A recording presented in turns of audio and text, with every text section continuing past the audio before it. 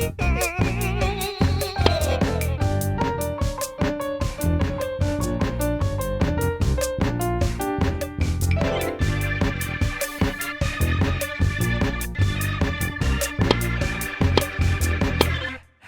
going on, Anthony? How you doing? Very good. This is Bionic Buzz, by the way. Okay. Hey, so it's the biggest, greatest website on planet Earth. That's what I thought. Hey, so what's the best or your favorite restaurant that you've ever been to during the season in a different city than here? Man, Barclay Prime in Philadelphia. Yeah, they have the best. They have these Wagyu cheesesteaks that are unbelievable. So that's probably, I don't necessarily like playing in Philly, but I do for that reason. What do you watch when you're on the team playing? Depends on what shows I'm on. You know, like right now I just finished Succession, so that's not going to be a team playing show, obviously. But whatever like series either I haven't seen or has just come out, I'm kind of a show person. What did you think of that series finale of Succession? Man, like I understood it. You know, it was an accumulation of all the backstabbing and all the lying and deceit, you know, within the family. And, you know, you would have liked to kind of see the business stay in the family, but it just kind of seemed like no matter which one of those kids was going to be the successor, nobody was going to be happy. So it's kind of made sense for nobody to get it. Which character did you relate most to? Man, most to. I don't think any of them. I can't relate to billionaires. So, yeah, I don't know. Maybe Greg. He was the on the lower on the totem pole. That's funny. Or Tom. Yeah, Tom. No doubt. I mean, Tom played his cards right. They got to do a spinoff, right? You would think so. But I don't know. So I feel like the best shows kind of are the ones that make you want more and then just leave it at that and don't give you, you know, kind of that satisfaction you're looking for. They don't really quench your thirst. You kind of just leave you hanging. I know you're a free agent right now. Any chance you'll just hang it up and go into the film business? Man, there's a chance, no doubt. You know, we're in the film capital of the world right here. You know, football has been great to me, but you know, we're getting close. And what's coming up next for you? Man, probably training camp. So maybe one or two more of those, and then film industry. Bionic Buzz.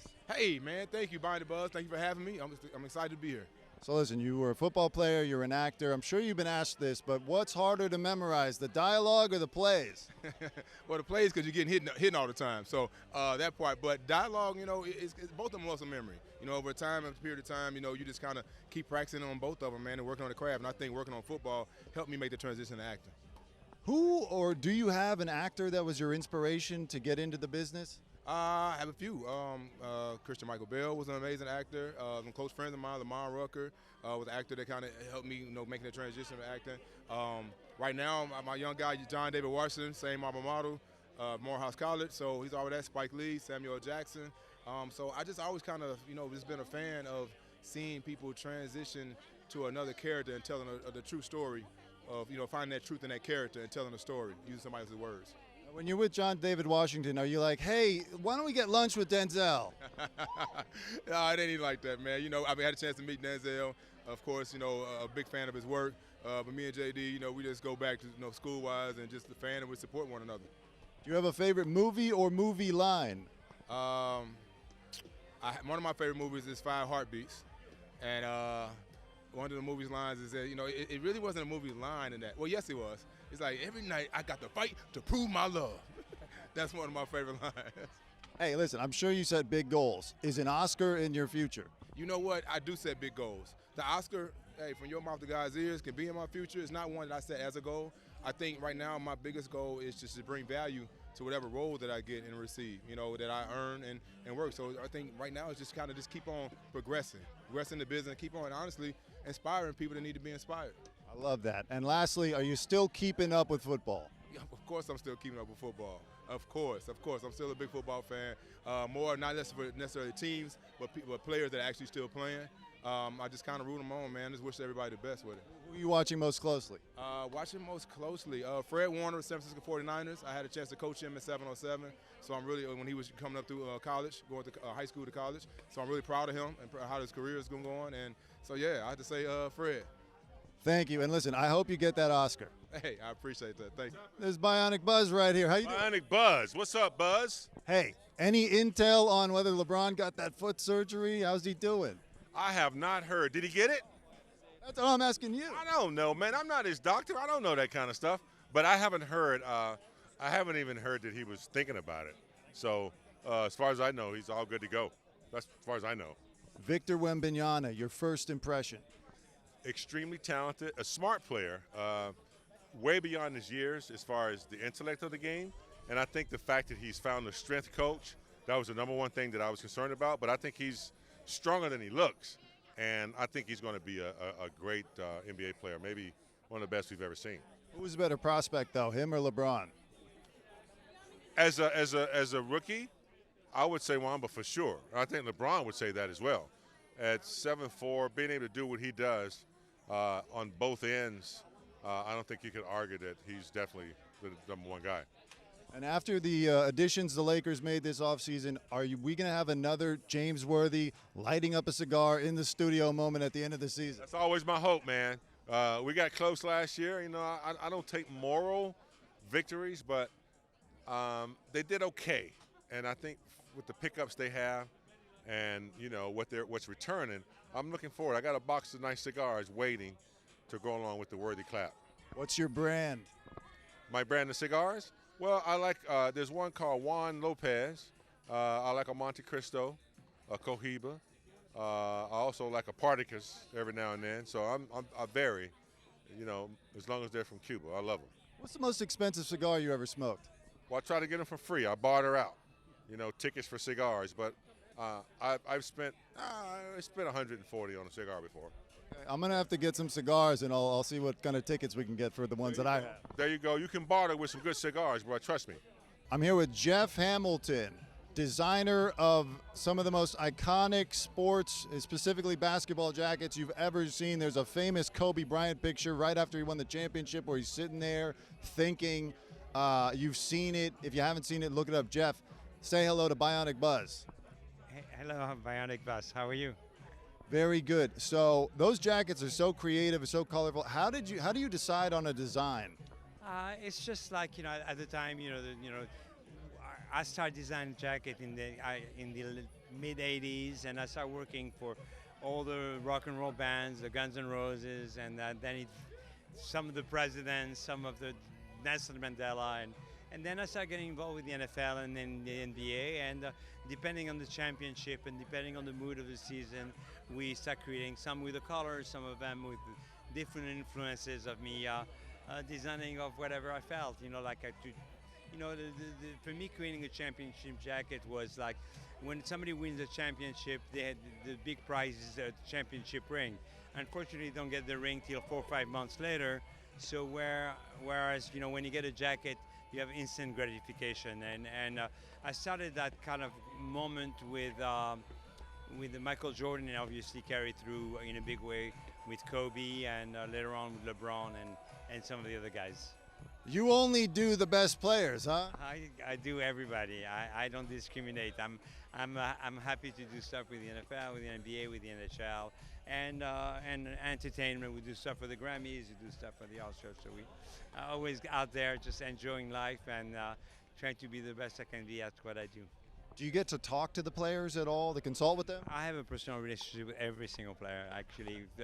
From the Messis of the world to the LeBrons. I mean, I've known LeBron since he was 17, so I know Michael since 1986, and I still talk to them. Michael Jordan, you know, so I have a real personal relationship, which this is a blessing that I have doing the things that I love doing. So, who do you think is the most competitive in person? Like, he's always trying to get something extra. Like, it's got to be Jordan, right? Yeah, because of my generation and because of you know, I don't look at necessarily just basketball. I look at more the cultural impact that anybody has had on to our generation. It has to be Michael Jordan because of Nike and the present and creating that hunger feeling that obviously Kobe carried the legacy, and obviously LeBron is definitely doing it as well. So I mean, those are the, you know, no doubt the three most iconic players in the history of the game. I mean, so I'm not saying they might be the greatest one of all of them, but for sure the most iconic that have shaped what the culture is today. As I was saying at the beginning, that Kobe picture wearing your jacket is like one of the most famous pictures in NBA history. How does it feel to be a part of something so iconic? It's just, I actually I was telling that story yesterday at the Summer League in Las Vegas. It was a moment. It's a moment frozen in time for me because we were looking for. I knew better to follow the official NBA photographer when that thing was when it was happening, and we didn't know where Kobe was, and he was holding the trophy, and he was having a meditative moment, and he was by himself. So when that picture was taken, there was only 3 or 4 people with us when that picture. So he already had my jacket, and actually, if you really look closely to some of the pictures, you see a reflection of the trophy. You don't see me clearly, but you see somebody else wearing the jacket, which was me. We were only 3 or 4 people at that time, early on when the pictures were taken.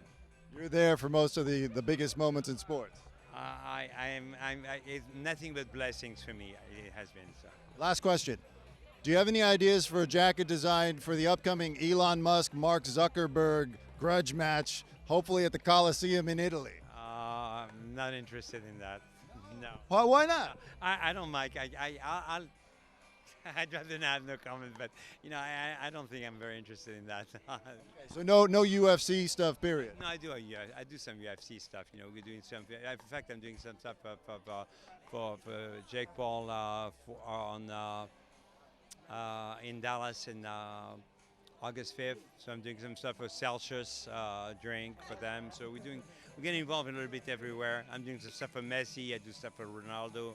I do stuff for Paris Saint-Germain and all the other brands, Real de Madrid. I do some stuff for Vinicius, who's going to be playing here in a couple of weeks in LA. So and Real de Madrid. So I get involved a little bit everywhere. So I'm out there just always. I wouldn't call it hustling, but loving what I do and passionate about being a creator. And at the stage of my life, still be relevant.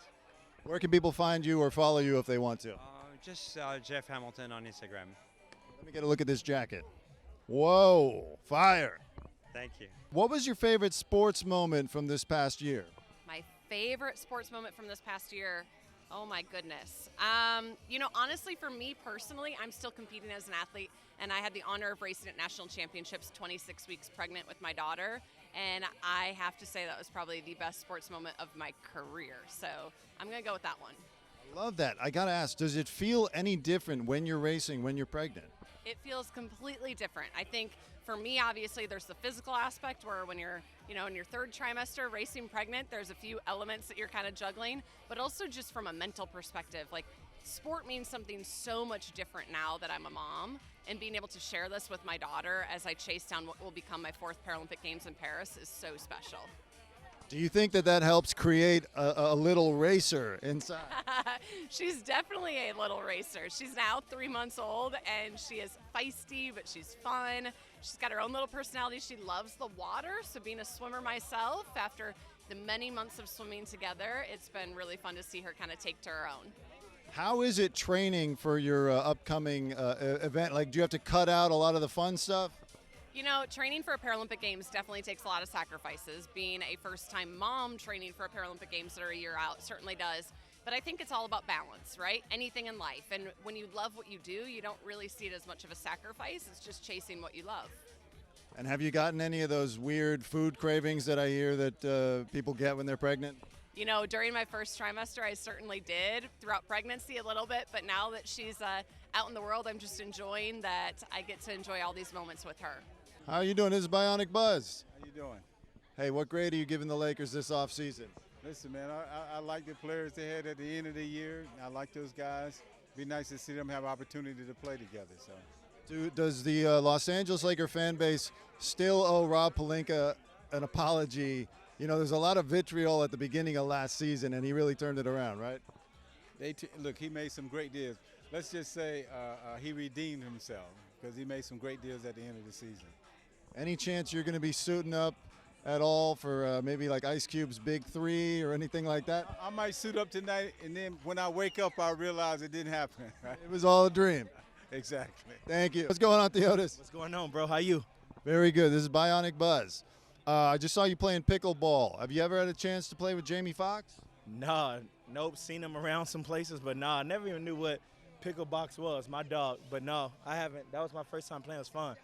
How great is it that he's back on his feet, he's out, he's in public having a good time? Oh, yeah, it's dope. I mean, the whole world was worried about him being in the hospital. But it's amazing he out and he get to do what he got to do.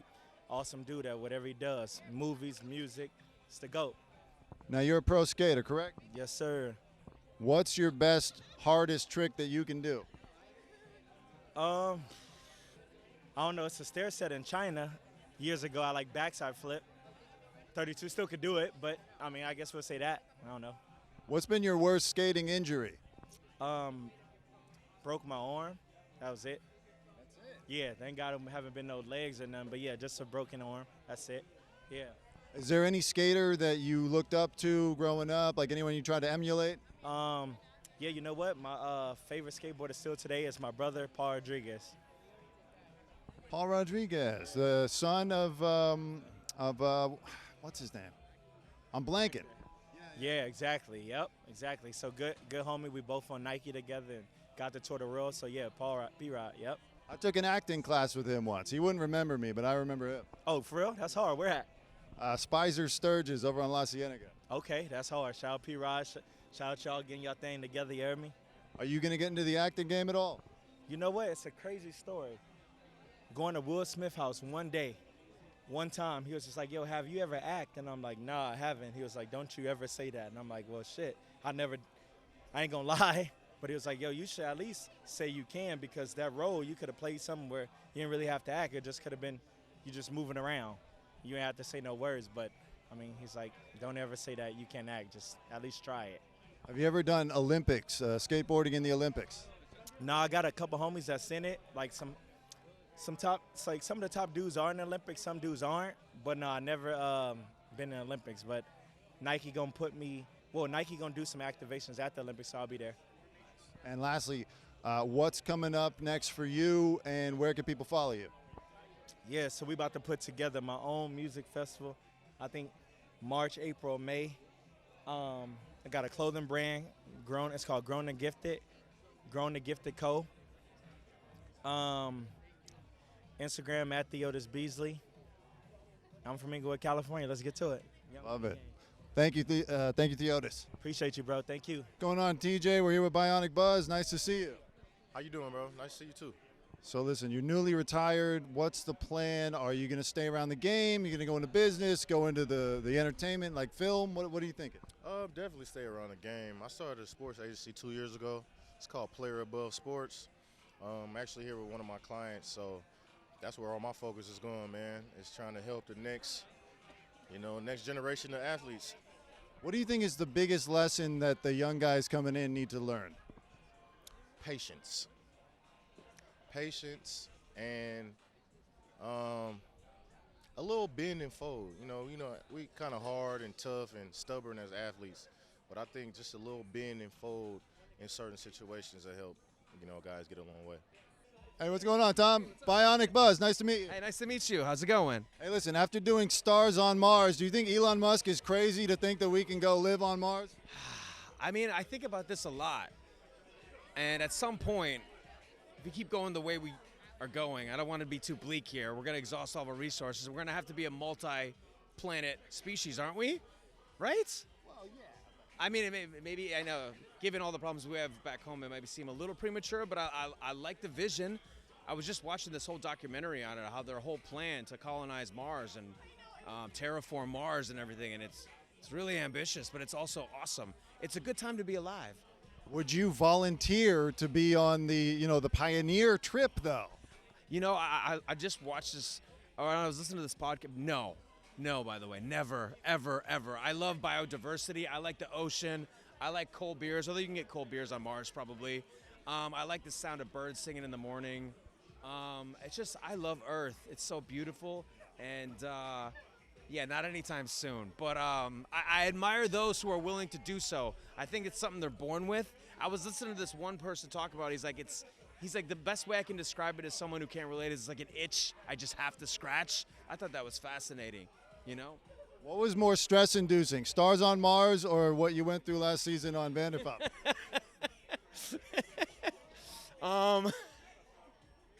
I think you know the answer. Yeah. I think you know the answer. I'll leave it at that. Nice chatting with you. Hey, you too. Chat more, but I gotta go. Thank you. Dude. How you doing, Zion? Pretty good, pretty good. We're here with Bionic Buzz. Happy to see you here. I'm sure you're excited to be starting your rookie year. Tell me about it. Absolutely, man. It's a great opportunity. I'm out in Washington, really looking to make an impact early on and looking forward to this season. Now listen, another guy just got traded to the Washington area, Jordan Poole. He's on the Wizards now. Do you think maybe you'll hit him up and be like, look, we're both new in town. Let's figure this out together? Absolutely. You know, I've never reached out to him, but I mean, we're in the same boat, so I wouldn't be opposed to it. Have you picked out an apartment yet or anything like that? Not yet, not yet. At the end of camp is when I'll have to find somewhere to stay because they got us in the hotels right now, so living that. What's the pressure like when it's your rookie year? You're about to start. You don't really like you know you have an idea what it's going to be like, but you don't really know yet. Like, how does that feel? Yeah, you know, it is a lot of pressure for expectations that you have to meet. But honestly, if you just got your mind set on a goal of you know, bringing it every day, you know, bringing your best effort, and at the end of the day, you can be satisfied with the result. Is there any player that you're looking to emulate or learn from? Yeah, you know, Terry McLaurin is one of the guys. He's a vet on the Commanders right now, and you know, he's a true professional. So I really there's a lot to learn from that guy, and look forward to seeing what he does this season too. Last thing, are you worried that the veterans are going to be like, all right, you have to pay for all the lunch, you have to pay for this and that, it's going to clean out your bank account? Yeah, you know, that's something that I heard of. I haven't been experiencing it yet, but that's what I heard. You know, they're telling the rookies they gotta, you know, everybody's got to get some Popeyes or some, you know, KFC before the flight. So I got my mind mentally prepared for that.